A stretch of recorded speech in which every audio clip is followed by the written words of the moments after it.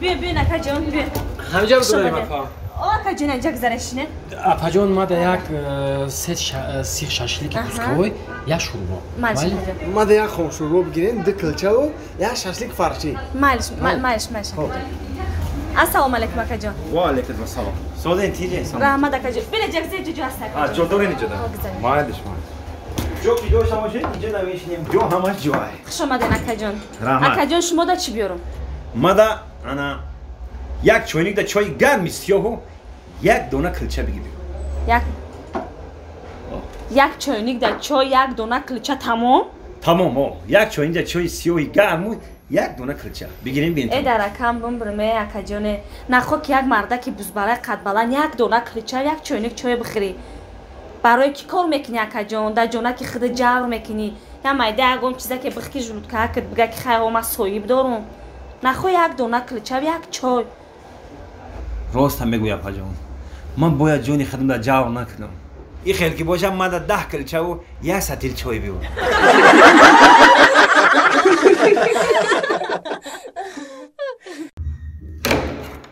زنک جان ای زنک جان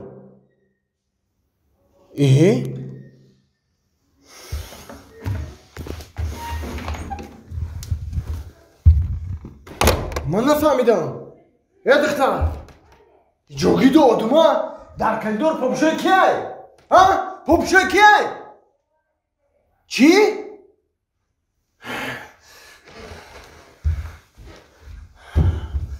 کی تو؟ ما؟ اینجا بیا کی تو؟ ما سونات او پیش بود روی جو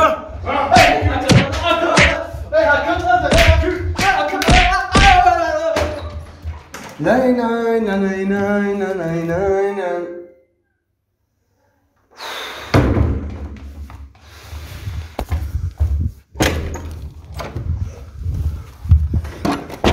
بوسوند بوسوند بوتوی ها بوتوی ها بوتوی ها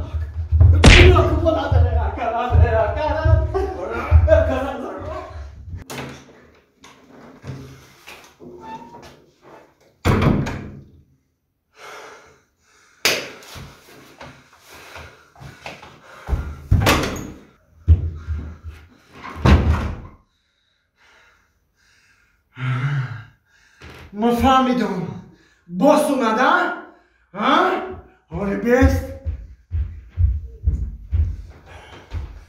اومدن ای چی گپای؟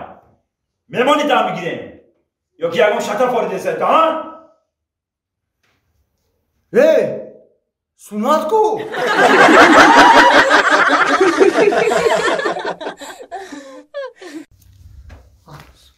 ای بچه این کارخونی ما رو چی گفشیده باشه این یکم کس نیست وای این سدوچ این هیچی نیست کو السلام رئیس تا ده همی جایی؟ چی خیلی رخشانه جان؟ ای چی گپه کارخونه ای با ای احوال تنجی های؟ اگه جو تنجی های رئیس 3 خبری بد دارم 1 خبری خوش 3 خبری بد 1 خبری خوش؟ کنی خبری بد تکاوزن چی گپه؟ در 1 ماهی که شما دمگیری در بدن کو کارخونه من سوخت وای دویم خبری بد چیه کنی گوزن؟ دویم خبری بد شما را ایکار آزاد کردن ایکار آزاد کردن؟ وای دلمه سیم خبری بد تکاوزن کنی سیم شان فهمیم چی گپای؟ سیم خبری بد همین است که شما را ایکار گرفتن زنتان فهمید گفت که من دیگر قطعی رئیس شما زندگی نمیکنم سیمو شما خیلی های خواهی کنی خبری خوش تکاوزن خبری خوشو چی های؟ خبری خوش؟ من حامله دارم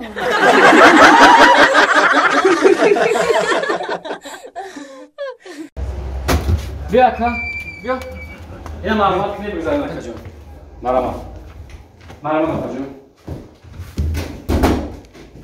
چی خدمت کنم اکا جون؟ گوش که میبخشه همه شما کی؟ من پیش خدمت اکا پیش خدمت؟ hani یکم کلان داری همینجا؟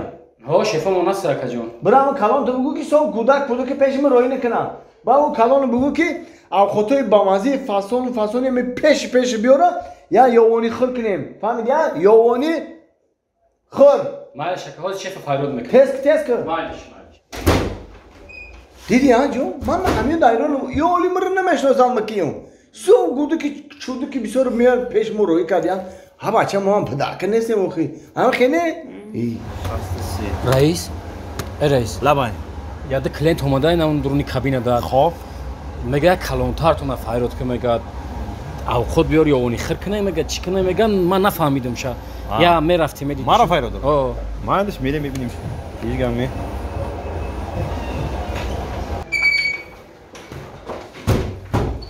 سلام علیکم اکا سلام علیکم ما کلانی همه اشخونه نکردیم فایرود کردیم تیجه بخیره کلانی آشخونه ها؟ بله اکجان همین سو کودک بوده که پیش ما روی نکنه نخ ما یا آدمای افتریتینی ما رو دنیا میشناسم این خیلی نکنه نخم مایلا همین بالای استولی ما را همین نخریوت کنه همین سالاتای فاسون او خطای بامازه فانتا ارسیکولا گاریلا ردبول همین یا نخریوت کنه که ده ینگت بکنه باید او خطی همین بامازه را بیار که همین یا یوانی خورش کنیم قطعی انگاد یا یوانی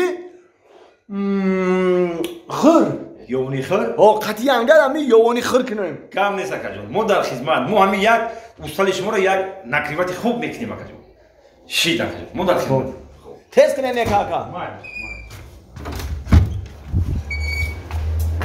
شما دین اکا جون شما دین ای رحمت رئیس رحمت شما دیدی ها یوانی خورش خیلی بودای رحمت دیدم یونی خیر بین شما دین بیا بو ماین شما رئیس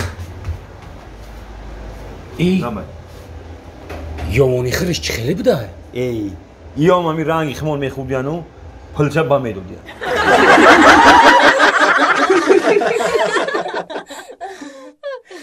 الاد میگم بچه‌مو الاد میگم جانکی آچه علیه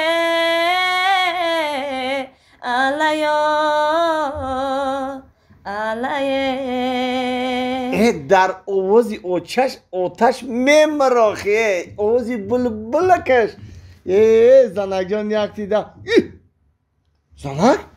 اوی گودک روش ورم کرده یو؟ وی ای مردک جان بخشش من یه گودک چپنه موندم هرچی گفتم تکیه هرچی گفتم نه که باشم نفسی گودک میگیرید نخو گودک چپنه بمانن توبه کردم مردک بلگه علا بخونم شن نه نخون ولی یا بردگی میخوانم گودک میخدره میگرده میگم کی زنک؟